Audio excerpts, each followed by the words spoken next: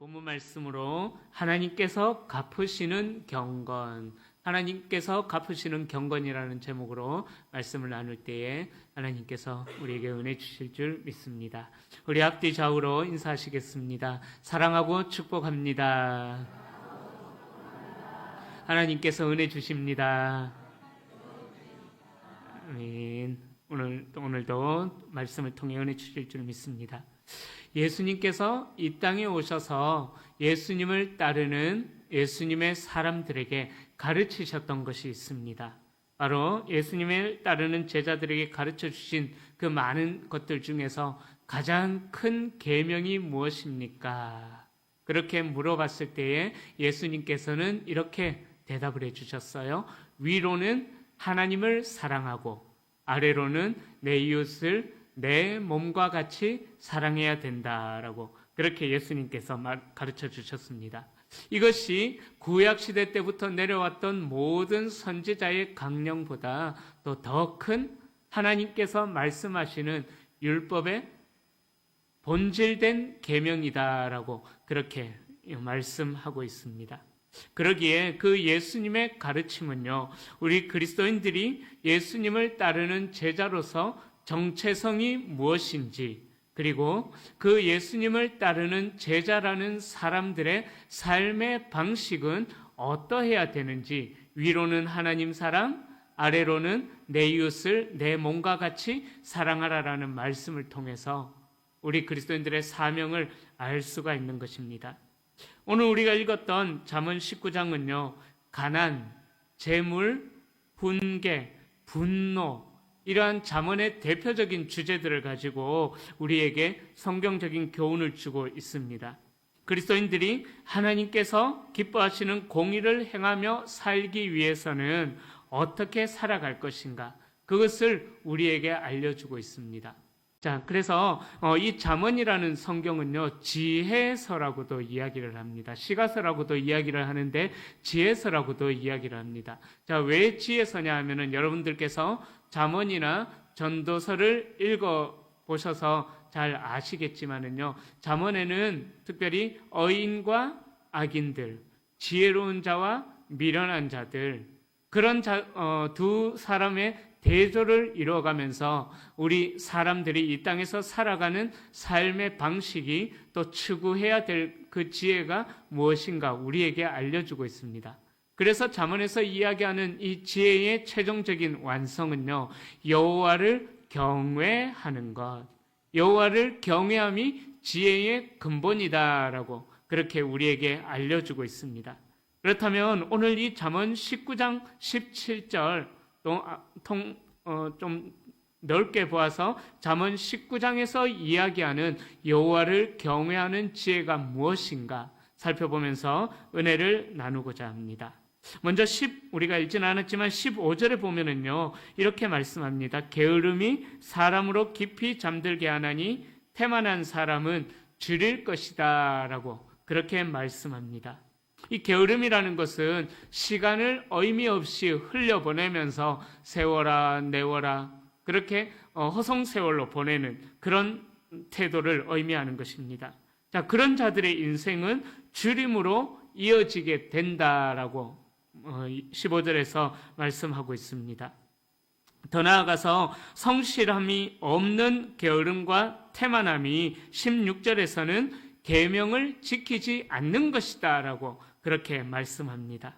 그래서 게으르지 않고 성실하게 계명을 지키는 자는 자신의 영혼을 지키게 되고, 이 태만함을 끊지 않는 자들은 또 줄이고 죽게 된다라고 말씀해서 우리에게 알려주고 있습니다. 여러분, 그런데 우리가 성실히 사는 것, 열심히 사는 것, 그것만으로 가능할까요? 아니죠. 우리의 성실함과 우리의 열심 있는 삶은 반드시 있어야 되는 것이 있는데, 그게 뭐냐면은 올바른 방향, 올바른 목적이 우리의 성실함의 기초가 되어져야 된다라는 것입니다. 바로 그렇게 열심히만 사는다고 되는 것이 아닌 것. 그래서 올바른 방향을 향하여서 달려가고 우리의 삶의 목적이 무엇인가 그것을 알고 그 목적을 향해서 달려갈 때에 우리가 좌로나 우로나 치우치지 않고 하나님께서 기뻐하시는 삶으로 달려갈 수 있다라는 것이죠. 그래서 잠언에서는 우리 인간들에게 요구하는 최종적인 지혜가 여호와를 경외하는 것, 바로 하나님을 향하여서 우리의 삶의 목적을 두고 우리의 방향을 두고 그 하나님께로 달려가는 인생을 살아가는데 하나님을 향한 그 삶의 방식이 우리 그리스도인들의 삶 속에서 이루어질 때에 우리는 하나님께서 기뻐하시는 목적이 있는 삶으로 영광 올려드릴 수가 있다라는 것입니다. 그렇게 올바른 방향과 목적을 가지고 주어진 삶에서 최선을 다해서 살아내야 함을 오늘 이 잠언 19장은 전반에 걸쳐서 우리에게 말씀해 주고 있습니다. 그래서 19장 1절에 보면은 가난에 대해서 먼저 말씀하고 있어요. 1절에 보면은 가난하여도 성실하게 행하는 자.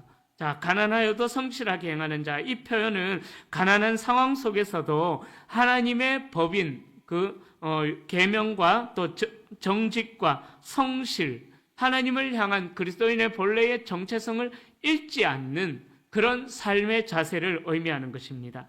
다시 말씀드리자면은 가난에 빠지지 않기 위하여서 우리는 참 부지런히 살아야 합니다. 열심히 살아야만 합니다. 그런데 그 가난에 빠지지 않는 것 그 자체가 목적이 되어서는 안 된다라는 거예요. 그러니까 가난에 빠지지 않기 위하여서 돈을 번다라는 것, 그것이 목적이 되어서는 안 된다라는 것입니다. 그것 하나에만 목적을 두고 그 가난에 빠지지 않기 위하여서 내가 돈을 벌어야 된다, 거기에만 내가 목을 매달고 달려가다 보면은 우리의 핵심 가치도 잃어버리고 여호와를 경외하는 지혜가 무엇인지도 잃어버리게 되고 결국은 어떻게 되느냐 하면은 세상의 부정적인 방법을 동원해서 올바른 방향과 올바른 목적이 설정이 되지 않다 보니까는 우리의 가난을 해결하기 위하여서 세상의 부정적인 방법들을 동원해서 우리의 가난을 해결하려고 한다라는 것이죠. 그래서 잘못된 방식이나 목적을 가지고 돈을 버는 것은 16절의 말씀처럼 오히려 죽음의 길을 걸어가는 것이다라고 말씀하고 있는 것입니다. 그래서 오늘 본문에서는 가난과 정직을 연결함으로써 부정한 방법으로 얻은 재물보다 정직한 가난이 더 가치가 있다라는 것을 강조하고 있습니다. 그러기에 우리 그리스도인들의 정체성은 하나님을 닮은 그 정직함, 신실함으로 또 드러나게 된다라는 것입니다. 자, 그렇게 19장 1절에서 가난이라는 주제가 나타나고 오늘 우리가 읽었던 이 본문 17절에서는 가난한 자들을 어떻게 대해야 할 것인가, 그 삶의 방식에 대해서 우리에게 대안을 제시해 주고 있습니다. 흙수저, 금수저라는 말이 있죠. 다 아실 것입니다. 이 땅에는 소위 정말 열심히 살아도 가난을 벗어나기가 어려운 환경에 처한 그런 사람들이 있습니다. 소위 말하는 금수저와 흙수저의 출발점이 다른 것처럼 아무리 열심히 산다고 해도요, 그 가난에서 벗어나기가 어려운 사람들이 있습니다. 또 가난한 사람들 중에는 자발적으로 그 가난을 선택하는 사람들도 있다라는 거예요. 바로 그 삶의 올바른 목적을 향하여서 달려가기 위하여서 내게 필요하지 않은 나의 어떤 처지에 넘치는 부와 어떤 그런 것들을 추구하지 않고 자기에게 주어진 모든 것들을 흘려보내면서 의도적으로 가난한 삶을 살아가는 자들이 있다라는 것입니다. 목회자들이 가난할까요? 부할까요? 네, 우리나라에서 한동안은 아주 오랜 시간 동안 목회자들에게 세금을 부여하지 않았어요. 세금을 부여하지 않았어요. 뭐 소득세나 이런 것을 부여하지 않았어요. 그런데 이 나라에서 제가 생각할 때는 지극히 개인적인 견해입니다. 조금 실수를 한 것 같아요. 초대형 교회들의 그 목사님들의 삶을 보면서 나라에서 목회자들도 세금을 내야 된다라고 그렇게 세금을 부여하기 시작했습니다. 그 결과 어떤 일이 일어났느냐? 그동안 복지 사각지대에 있던 개척교회 목사님들, 농어촌 교회 목사님들, 그 목사님들이 이제 복지 혜택을 받게 되었다라는 거예요. 그러니까 이전에는 복지 사각지대에 있어가지고 그 목사님들이 나라로부터 어떤 전혀 혜택을 받지를 못했는데 실제로 이제 세금을 부여하고 그렇게 하다 보니까는 최저 시급이라는 표현을 좀 쓰겠습니다. 최저 시급에도 미치지 못하는 한 달에 지금 이 시대도요. 한 달에 한 100여만 원, 80여만 원, 70만 원, 60만 원. 어떤 목사님들은 개척교회 농어촌교회 목사님들은 한 10만 원 정도의 사례로 겨우 근근히 살아가고 있는 목회자들이 이 대한민국 땅의 70%가 넘는다라는 것을 그것이 실제로 조사가 되어졌던 것입니다.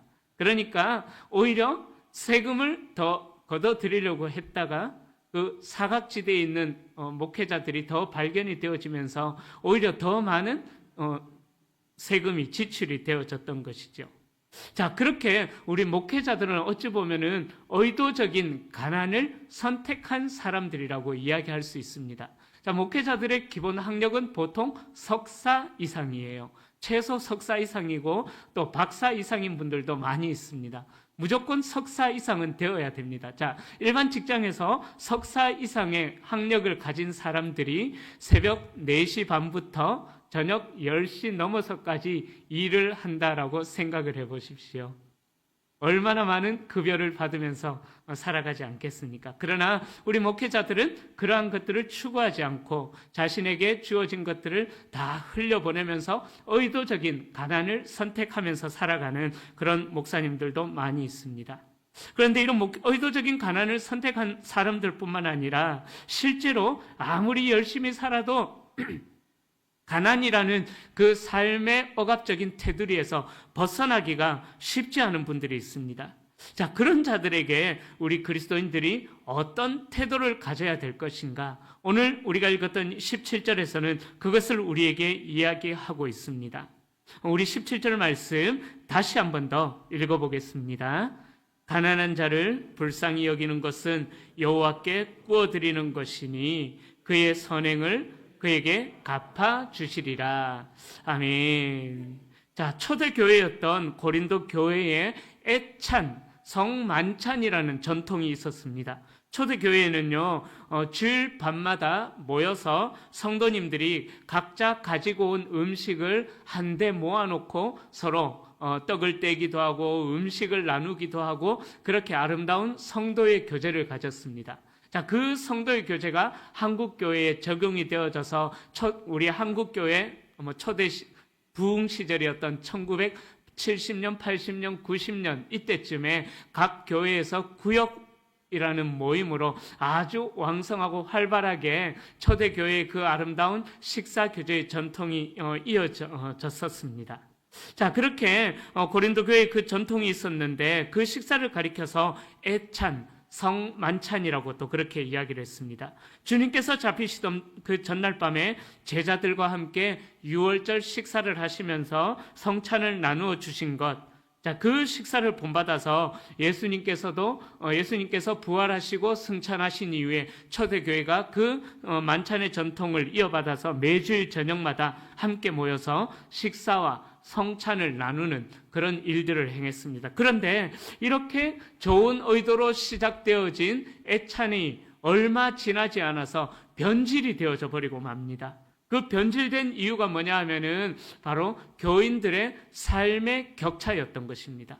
제가 몇 번 말씀드렸는데요. 초대교회의 아름다운 전통 중에 하나가 뭐냐 하면은 초대교회가 세워질 수 있었던 그 기준이 뭐냐 하면은 빈부, 남녀, 노소 이런 차별이 전혀 없었던 거예요. 실제로 초대교회에는 어떤 사람들이 있었냐면은 헤롯 왕가의 사람들도 교회 안에 초대교회 안에 들어오고 아주 가난한 사람들도 초대교회 안에 들어와서 왕가에 속한 사람들과 정말 쉽게 말하면 노숙자와 같은 사람들이 교회 안에 들어와서 한 상에 차려진 그 음식을 먹고 마시고 나누는 그런 아름다운 전통이 있었던 것입니다.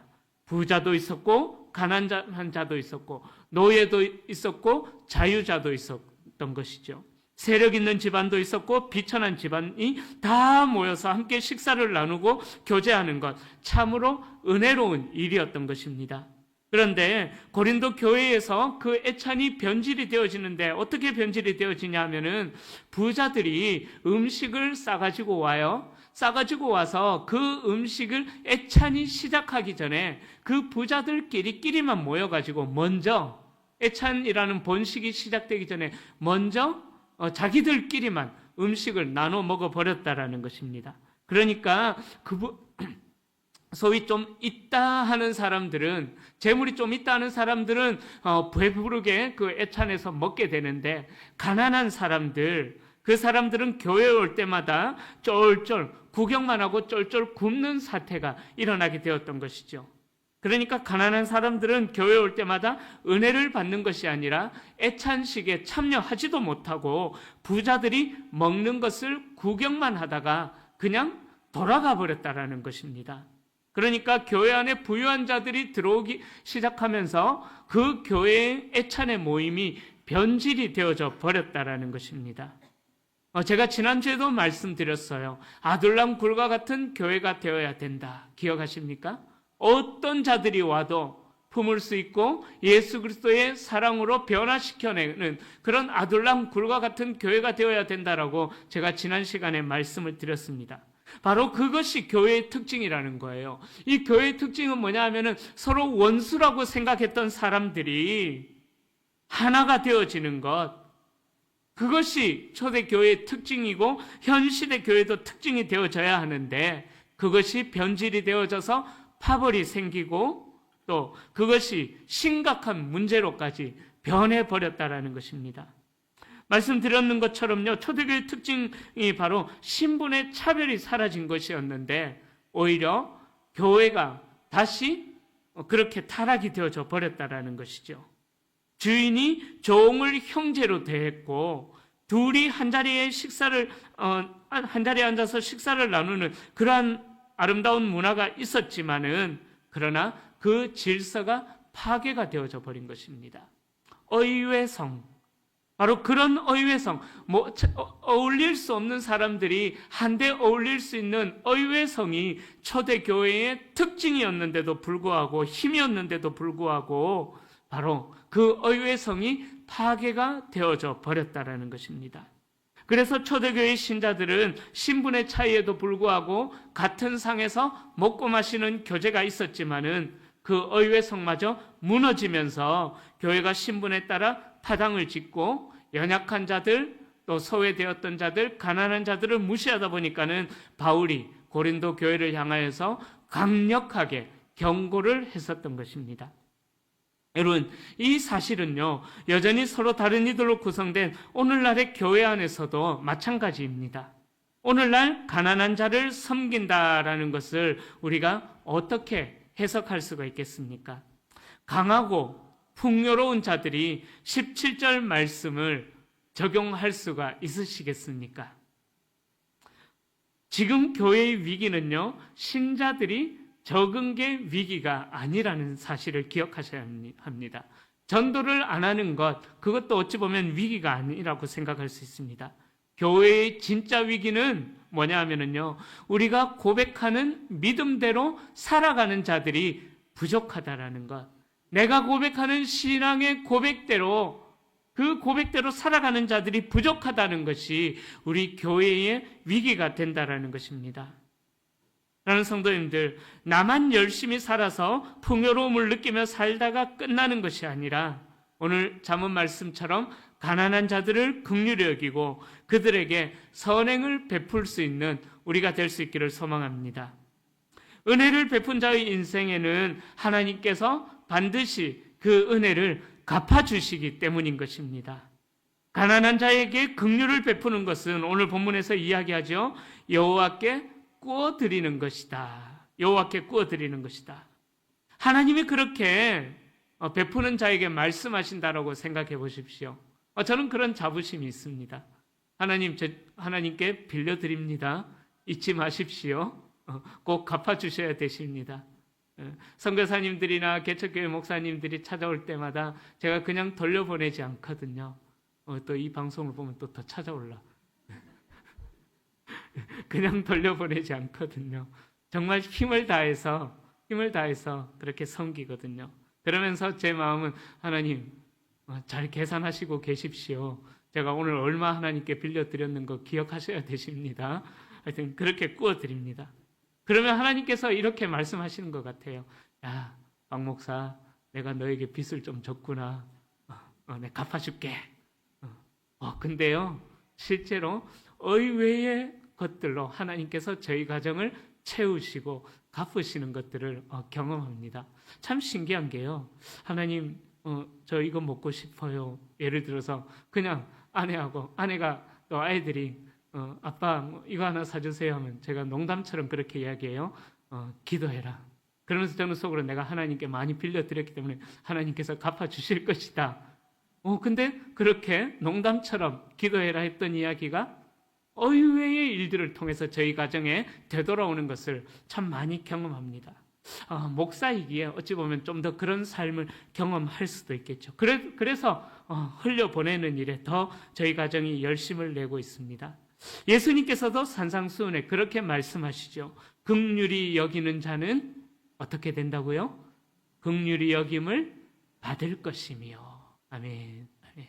긍휼히 여기는 자가 긍휼히 여김을 받게 된다라는 이 산상수훈의 말씀, 하나님 나라 백성의 윤리가 되는 산상수훈의 말씀이 우리의 삶의 지침이 되어져야 하는 것입니다. 여러분, 성경에서 말하는 경건한 삶, 성경에서 말하는 여호와의 공의, 하나님의 공의를 이루는 삶, 그것은 무엇이라고 여러분들 생각하십니까?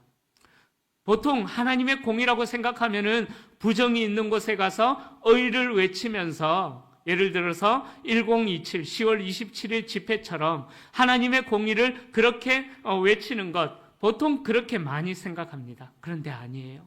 하나님의 공의, 하나님의 말씀, 하나님께서 말씀하시는 경건한 삶은 무엇이냐 하면은요, 바로 가난하고 소외된 자를 돌아보는 실천적 사랑, 그 사랑이 하나님의 공의를 실천하는 삶이고, 그 사랑을 실천하는 자들이 경건한 삶을 살아가는 자들이다라고 성경 곳곳에서 말씀하고 있습니다. 그래서 우리가 읽고 있는 이 하나님의 말씀에서는요, 고아와 과부와 나그네에게 자비를 베푸는 행위가 하나님의 공의를 실천하는 것이다라고 말씀합니다. 그래서 예수님께서도 이 땅에 오셔서 우리에게 주신 큰 계명, 위로는 하나님을 사랑, 아래로는 내 이웃을 내 몸과 같이 사랑하라라고 말씀하셨던 것이죠. 자, 그렇다면은 우리 사회의 가난과 빈곤에 대하여서 우리 교회와 그리스도인들이 어떻게 반응을 해야 할까요? 지난주의 말씀에 이어서 오늘 말씀을 좀 생각해 볼 수 있기를 소망합니다. 지난주의 말씀이 뭐였더라 생각이 나지 않으시는 분들이 많으실 것입니다. 유튜브에서 대구성도교회를 검색하셔가지고 지난주의 말씀을 꼭 한 번 더 들어보시고 오늘 말씀을 연결해서 들어볼 수 있으면 좀 더 적용점을 찾으실 수가 있으실 것입니다. 자, 우리 사회의 가난과 빈곤에 대하여서 교회와 그리스도인들이 어떻게 반응해야 될까? 17절에서는 부유한 사람들이 가난한 사람들에게 쉽게 말해서 실제적인 도움을 줘야 된다라고 말씀하고 있습니다. 여러분들 17절 말씀이 여러분들에게 도전이 되십니까? 예, 도전이 되어지는 게 쉽지 않습니다. 내가 어떻게 모은 건데, 내가 어떻게 쌓은 건데, 그죠? 예. 예수님께서는 오병이의 기적을 통해서 제자들에게 이렇게 명령하셨어요. 그 먹을 것을 구하는 자들에게, 제자들에게 너희가 먹을 것을 주어라. 너희가 먹을 것을 주어라. 저와 두 분의 장로님이 지난 수요일부터 토요일까지 베트남 송카우 지역의 4개의 교회를 다녀왔습니다. 송카우 교회, 빈따이 교회, 수원하이 교회, 수원빈 교회. 그렇게 이제 다녀왔는데 그 교회를 다니면서 저도 많은 깨달음을 받았습니다. 또 그 교회의 목사님들과 이야기를 나누면서 많은 생각들을 하게 되었습니다. 또 수언빈 교회였던 것 같아요. 수언빈 교회의 목사님을 만나면서 목사님이 정년 은퇴가 넘었음에도 불구하고 또 몸에 어떤 아픔들이 육체의 연약함으로 아픔들이 굉장히 많으셔요. 사모님도 그렇고. 하지만 그 교회를 섬길 목회자가 없어서 가정을 오픈해서 그 교회를 세웠거든요. 그 목사님의 집을 열어놓고 그 집을 교회로 세우신 거예요. 자, 그러니까 그 교회를 이어받아서 목회를 할 목회자가 없어서 아픈 몸을 이끌고 계속해서 목회를 하고 있는 것을 보면서 정말 그 사명의식이 위대하다라는 것을 저도 많이 배우게 되었습니다. 자, 그렇게 두 분의 장로님과 함께 4개의 교회를 다니면서 이야기도 나누고 또 그렇게 했었는데, 또 성도님들과 우리가 장학금을 전달할 35명의 다음 세대, 우리 자녀들이죠. 그 자녀 세대들을 초청하여서 식사로 섬기기도 했습니다. 또 여러분들께서 정성껏 헌금하여 주신 장학금을 35명의 학생들에게 전달을 했습니다. 그리고 현지 4개의 교회에 따로 준비한 감사원금을 아주 크게 전달해 드렸습니다. 그렇게 선교지의 교회를 돌아보며 격려하는 시간을 가졌습니다. 송카우 지역에서는 한 학생이 우리가 6만 원을 생각했는데 한 6만 5천 원이래요. 조금 더 올랐대요, 학비가. 그래서 넉넉 잡아서 7만 원이면은 그 한 학생이 1년 동안 어떤 등록금, 수업료에 부담 없이 마음 편하게 학교를 다닐 수 있다고 합니다. 여러분, 솔직하게 여쭤보겠습니다. 여러분, 7만 원이면은 여러분들에게 1년, 한 달에 7만 원이 아니라 매월 7만 원이 아니라 1년에 7만 원이에요. 그러면 이 1년에 7만 원이 솔직하게 여쭤보겠습니다. 여러분들에게 부담이 되십니까? 안 되십니까? 1년에 7만 원. 전혀 부담이 되지 않는다라고 저는 생각하고 믿고 싶습니다. 물론 7만 원이 큰 금액이다라고 생각하실 분들도 있지만은요. 그래서 제가 이 베트남 지역을 다녀오면서 한번 우리 성도님들께 도전을 드리고 싶습니다. 우리 각 개인이 한 학생을 후원하는 거예요.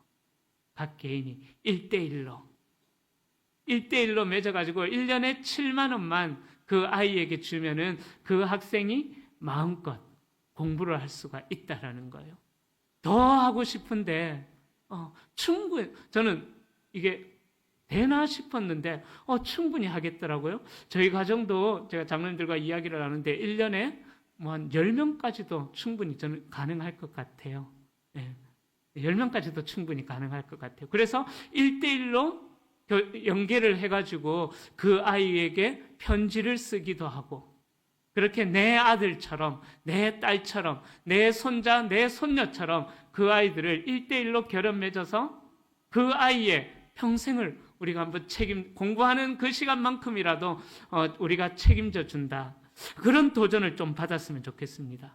오늘 본문에서 이야기하는 것이 바로 그것입니다. 여호와께 꾸어드리는 것. 여호와께 꾸어드리는 것.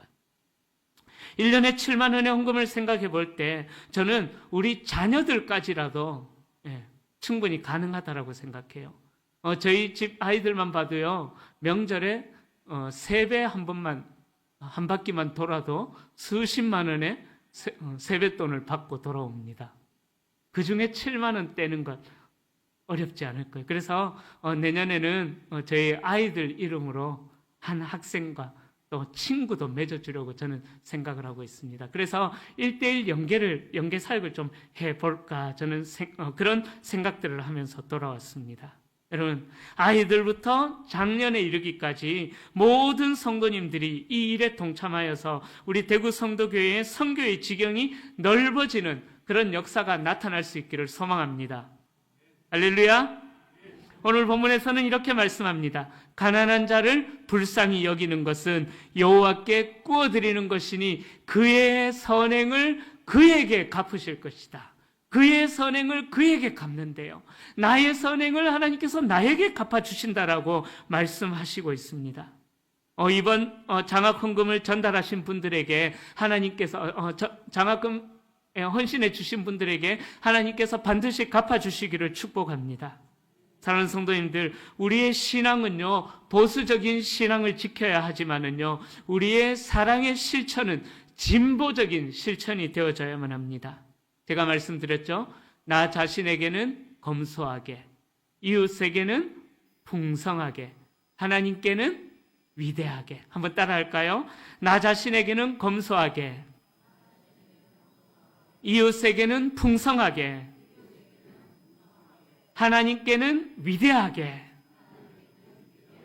아멘.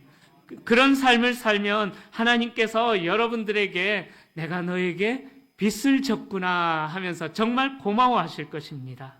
이것이 하나님께서 기뻐하시는 생명의 길을 걸어가는 삶이 되는 것입니다. 한 가지 더 기억하실 것은 혹시나 내가 원치 않는 가난에 처해지게 될 때 하나님께서 우리를 도우실 것이다 라는 그 믿음을 놓치지 않기를 바랍니다. 가난하고 상황이 좋지 않을 때 차츰 주변의 사람들이 줄어들고 외로워지는 것은 사실입니다. 별로 얻을 것이 없으면 사람들이 그렇게 다 떠나가는 것도 현실입니다. 하지만 이 세상이 그러나 임마누엘의 하나님, 우리와 함께 하시는 하나님은 절대로 우리를 떠나지 않으시고 우리를 지키시고 보호하시는 줄로 믿습니다. 그러기에 이유를 알 수 없는 고난이 찾아온다고 할지라도 우리를 향한 하나님의 사랑이나 하나님 앞에서 우리의 존귀함은 변함이 없는 것입니다. 그러기에 상황과 상관없이 가난하다라고 할지라도 1절의 말씀과 17절의 말씀을 연결해서 생각하시면서 우리의 상황, 흙수저라도 괜찮아요. 흙수저라도 괜찮습니다. 우리의 상황과 상관없이 성실하게 하나님 앞에서 정직한 삶으로 영광 올려드릴 수 있는 삶을 살아가시기를 축원합니다. 미련한 사람은 그 게으름으로 인하여서 역사하시는 하나님을 바라보지 못하지만 지혜로운 사람은 성실함으로 우리 뒤에서 역사하시는 그 하나님의 역사를 바라볼 수가 있다라는 것입니다. 그렇게 여호와께 꾸어드리는 삶을 살아가는 자들에게는 하나님께서 23절의 축복을 허락해 주신다라는 거예요. 여호와를 경외하는 것은 사람으로 생명에 이르게 하는 것이라 경외하는 자는 족하게 지내고 재앙을 당하지 아니하느니라. 아멘. 여호와께 꾸어드리는 삶을 살아가시면서 생명에 이르는 길을 걸어가는 우리 모든 성도님들이 다 되시기를 예수님의 이름으로 간절히 축원합니다.